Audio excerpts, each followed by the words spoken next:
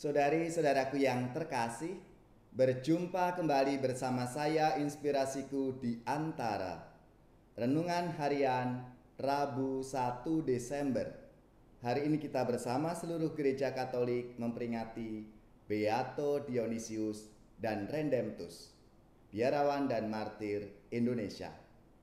Semoga kita semua bersama keluarga, komunitas kita selalu dalam keadaan baik, sehat, dan tetap bersemangat. Marilah kita mengawali renungan kita dengan tanda kemenangan Kristus. Dalam nama Bapa dan Putra dan Roh Kudus. Amin. Allah Bapa yang penuh kasih, Engkau telah mendorong Beato Dionysius dan Redemptus untuk menaburkan benih sabdamu di negara Indonesia sampai menyerahkan nyawa demi nama-Mu. Tanamkanlah semangat mereka dalam hati kami, agar kami pun gigih mewartakan sabdamu di tengah-tengah masyarakat. Dengan pengantaraan Yesus Kristus Putra-Mu Tuhan kami, yang bersama dengan Dikau dalam persatuan Roh Kudus, hidup dan berkuasa Allah sepanjang segala masa. Amin. Dalam nama Bapa dan Putra dan Roh Kudus. Amin. Inspirasi kita hari ini dari Injil Suci menurut Matius bab 15 ayat 29 sampai 37. Marilah kita bersama-sama membaca dan merenungkan sabda Tuhan.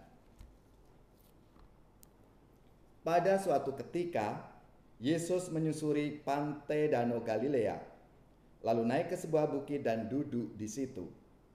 Maka datanglah orang banyak berbondong-bondong kepadanya, membawa orang lumpuh, orang timpang, orang buta, orang bisu, dan banyak lagi yang lain.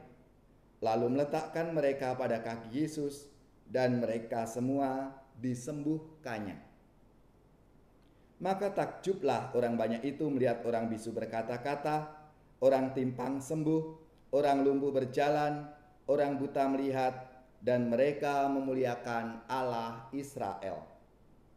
Lalu Yesus memanggil murid-muridnya dan berkata, "Hatiku tergerak oleh belas kasihan kepada orang banyak ini.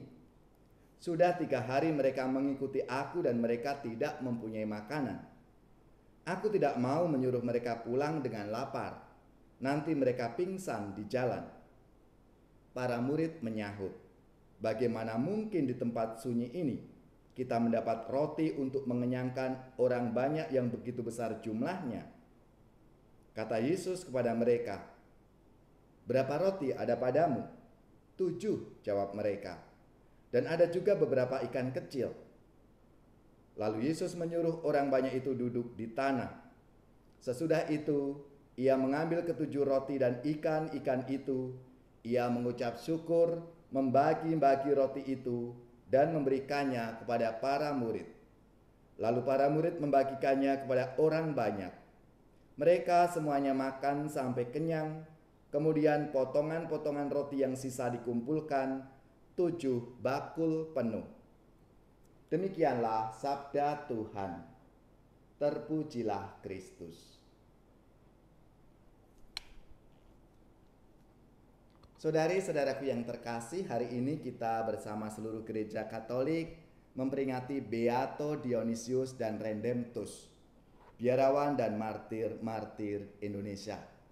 Selamat dan profisiat untuk saudara-saudara, paroki, gereja, lembaga-lembaga yang pesta nama Beato Dionysius dan Redemptus. Semoga semangat mereka memberi inspirasi dalam hidup dan karya pelayanan kita semua. Dionysius adalah seorang pelaut dari Prancis. Pada usia 35 tahun menjadi imam dan masuk Ordo Karmel. Sedangkan Redemptus, seorang anggota tentara Portugal, menjadi bruder dalam Ordo Karmel. Mereka mengikuti rombongan utusan Raja Portugal ke Aceh pada tahun 1638. Di sana mereka ditangkap, dipenjarakan, dan pada tanggal 29 November keduanya gugur sebagai martir. sehingga usaha mereka mewartakan Injil di Indonesia tampaknya gagal. Namun, justru seperti gandum yang harus jatuh dalam tanah dan mati supaya dapat bertumbuh, demikian darah kepahlawanan mereka membuat tanah Indonesia subur untuk sabda Allah. Saudara-saudara yang terkasih, dalam sabda Tuhan hari ini, berbagai penyembuhan banyak orang dari macam-macam penyakit disusul dengan peristiwa mujizat penggandaan roti memberi gambaran kepada kita semua orang beriman betapa Allah itu menyelamatkan manusia dengan sangat konkret. Kesehatan menjadi kunci untuk bisa hidup bahagia. Namun, makanan merupakan kebutuhan harian yang tidak boleh diabaikan. Orang harus makan dan minum untuk bisa hidup. Maka peristiwa penyembuhan dari berbagai macam penyakit menunjukkan bahwa Allah melalui mujizat Yesus Kristus menyelenggarakan kehidupan bagi siapapun, terutama mereka yang sedang menderita. Mujizat penyembuhan tentu tidak berhenti hanya pada pemulihan kesehatan fisik semata-mata. Namun makna mujizat yang paling mendasar adalah tersadarnya orang beriman akan peranan Allah dalam hidupnya. Allah yang menciptakan dan menyelenggarakan kehidupan tetap menaruh perhatian bagi yang sakit dan memerlukan sentuhan Allah untuk dapat mengembalikan kehidupannya. Mujizat penggandaan roti dan ikan menyiratkan penyelenggaraan Allah kepada kebutuhan hidup setiap orang. Dalam mujizat ini ada peranan dan partisipasi dari orang-orang yang mengikuti Yesus.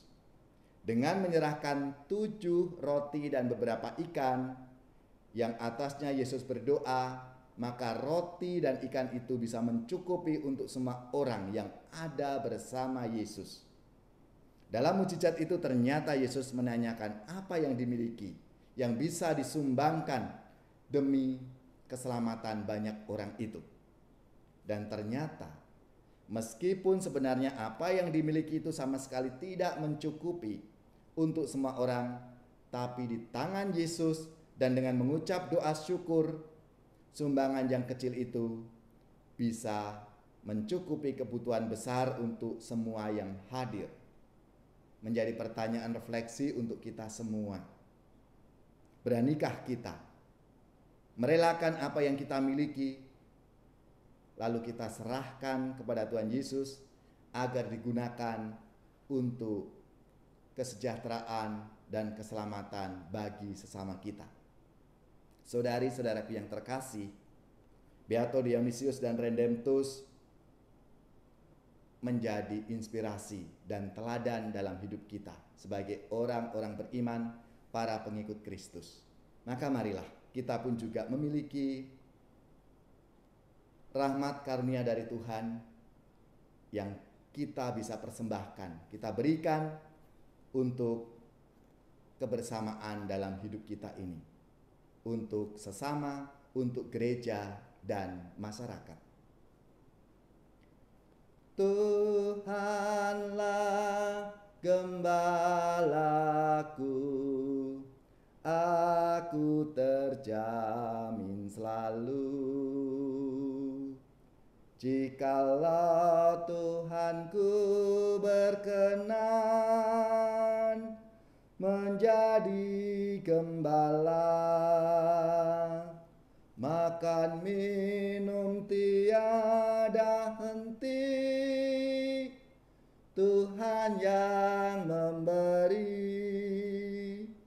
Di sana jalanku membentang, Allah Bapa melindungi. Tuhanlah gembalaku, aku terjamin selalu. Meskipun di dalam gulita, aku pun tak gentar, karena Tuhanku selalu membimbing jalanku. Dijaganya jiwa ragaku, hingga musuh tak berdaya. Tuhanlah gembalaku, aku terjamin selalu. Semoga saudara-saudari sekalian, keluarga-keluarga, komunitas kita, orang-orang yang kita doakan, mereka yang sakit, yang menderita, seluruh tugas, belajar, pekerjaan, usaha, serta karya pelayanan kita dibimbing, dilindungi dan diberkati oleh Allah yang Maha Kuasa, Bapa dan Putra dan Roh Kudus. Amin.